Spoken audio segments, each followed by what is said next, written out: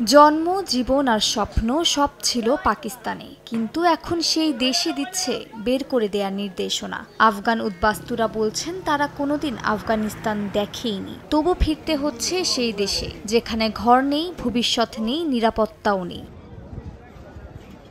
মাস জুড়ে প্রতিদিন ফেরত পাঠানো হচ্ছে ৭০০ থেকে ৮০০টি পরিবারকে। অভিবাসীদের চাপ সামলাতে না পেরেই লক্ষ লক্ষ আফগানকে দেশ ছাড়ার নির্দেশনা দিয়েছে পাকিস্তান। জাতিসংঘ জানায় এপ্রিলে এরই মধ্যে ১৯,৫০০ জনকে জোরপূর্বক ফেরত পাঠানো হয়েছে। বিবিসিকে তালেবান কর্তৃপক্ষ জানিয়েছে আগামী কয়েক মাসের মধ্যে প্রায় ২০ লাখ আফগান নাগরিককে ফেরত পাঠানোর নির্দেশনা দিয়েছে ইসলামাবাদ। পাকিস্তানে বর্তমানে প্রায় ৩৫ লাখ আফগান শরণার্থী রয়েছে।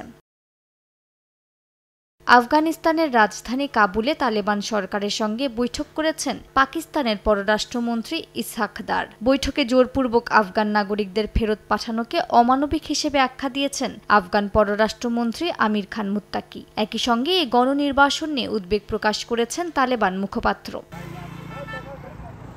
তোরখাম সীমান্তে ফিরিয়ে দেয়া পরিবারগুলোর কষ্ট চোখে পড়ার মতো। মিলিটারি ট্রাকে করে নিয়ে যাওয়া হচ্ছে সাময়িক ক্যাম্পে। তালেবান নিয়ন্ত্রিত শরণার্থী কর্তৃপক্ষ বলছে ২০ বছর আগে যারা গিয়েছিল তাদের অনেকের ঘরবাড়ি এখন ধ্বংসস্তূপ। সেই সঙ্গে উঠছে সীমান্তে হয়রানির অভিযোগ।